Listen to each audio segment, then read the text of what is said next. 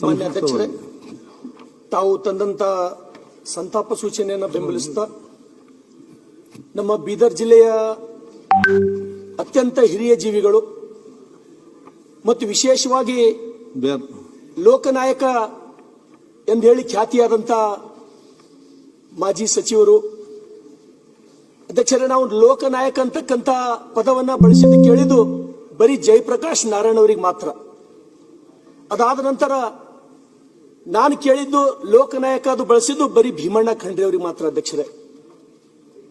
ಅಧ್ಯಕ್ಷರೇ, ಭೀಮಣ್ಣ ಖಂಡ್ರೆ ಅವರ ಕೊಡುಗೆ ಈ ರಾಜ್ಯಕ್ಕೆ, ವಿಶೇಷವಾಗಿ ಬೀದರ್ ಜಿಲ್ಲೆಗೆ ಬಹಳಷ್ಟು ಇದೆ. ಅಧ್ಯಕ್ಷರೇ, ದಿವಂಗತ ಭೀಮಣ್ಣ ಖಂಡ್ರೆ ಅವರು 1946ರ ಸಮಯದಲ್ಲಿ ಸ್ವಾತಂತ್ರ್ಯ ಚಳವಳಿಯಲ್ಲಿ ಭಾಗವಹಿಸಿ, ಅದಾದ ನಂತರ ಹೈದರಾಬಾದ್ ನಿಜಾಮನ ದುರಾಡಳಿತದ ವಿರುದ್ಧ ಹೋರಾಟ ಮಾಡಿ 1953ನೇ ಇಸವಿಯಲ್ಲಿ ಭಾಲಕಿ ಪುರಸಭೆಯ ಚುನಾಯಿತ ಅಧ್ಯಕ್ಷರಾಗುವುದರ ಮುಖಾಂತರ ರಾಜಕಾರಣದ ಜೀವನವನ್ನು ಪ್ರಾರಂಭ ಆಗ್ತದೆ.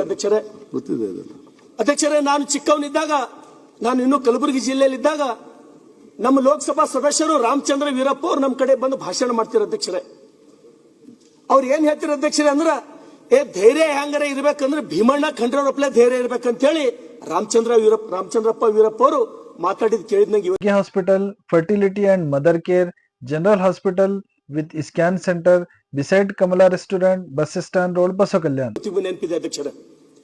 ಅಧ್ಯಕ್ಷರೇ, ಬೀದರ್ ಜಿಲ್ಲೆಗೆ ವಿಶೇಷವಾಗಿ ಇವತ್ತು ಆರ್ಟಿಕಲ್ 371J ತರಲಕ್ಕ ಅವ್ರ ಕೊಡುಗೆ ಬಹಳ ಇದೆ. ಅಧ್ಯಕ್ಷರೇ, ಮತ್ತು ವಿಶೇಷವಾಗಿ ಬೀದರ್ ಜಿಲ್ಲೆ ಎಕಡೆ ಕೊಡೋ ಹರಿದು ಹೋಗಿತ್ತು. ಅಧ್ಯಕ್ಷರೇ, ಆ ಬೀದರ್ ಜಿಲ್ಲೆ ಅಖಂಡ ಕರ್ನಾಟಕದಲ್ಲಿ ಸೇರಿಸಬೇಕಾದ್ರೆ ಅವತ್ತಿನ ಮುಖ್ಯಮಂತ್ರಿ ಎಸ್ ನಿಜಲಿಂಗಪ್ಪರ ಹತ್ರ ಹೋಗಿ, ಈಗ ನಂಗೆ ಆ ಸಮಯ ಇದ್ದಿಲ್ಲ ಅಧ್ಯಕ್ಷರೇ, 3 ಬಸ್ ಚೇಂಜ್ ಮಾಡಿ ಬೆಂಗಳೂರು ಬರ್ತಕ್ಕಂಥ ಸಮಯದು.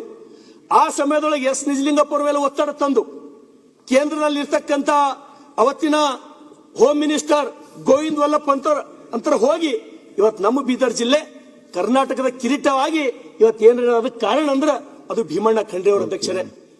ಅಧ್ಯಕ್ಷರೇ, ಅದ್ರ ಜೊತೆಗೆ ಇವತ್ತು ಬೀದರ್ ಜಿಲ್ಲೆ ಜನ, ಇವತ್ತು ಬೀದರಿನ ಅರ್ಧ ಭಾಗ ಇವತ್ತು ಜನ ಹಸಿರದ ಅಂದ್ರ, ಬೀದರಿನ ರೈತರು ನೆಮ್ಮದಿ ಹಾರ ಅಂದ್ರ ಅವತ್ತಿನ ಕಾರಂಜಾ ಜಲಾಶಯ ಆ ನಿರ್ಮಾಣ ಮಾಡ್ಲಿಕ್ಕ ಇವ್ರ ಕೊಡುಗೆ ಅತ್ಯಂತ ದೊಡ್ಡದು. ಅಧ್ಯಕ್ಷರೇ, ಅದ್ರ ಜೊತೆಗೆ 4 ಸಲ ಶಾಸಕರಾಗಿ, 2 ಸಲ ವಿಧಾನ ಪರಿಷತ್ತಿನ ಸದಸ್ಯರಾಗಿ, ಅಖಿಲ ಭಾರತ ವೀರಶೈವ ಮಹಾಸಭಾದ ರಾಷ್ಟ್ರೀಯ ಅಧ್ಯಕ್ಷರಾಗಿ, ಮತ್ತೊಂದು ಮಾತು, ಯಾವ ರೀತಿ ಬದುಕಬೇಕಂದ್ರ ವಿಶ್ವಗುರು ಬಸವಣ್ಣನವರಂತೆ ಬದುಕಬೇಕು.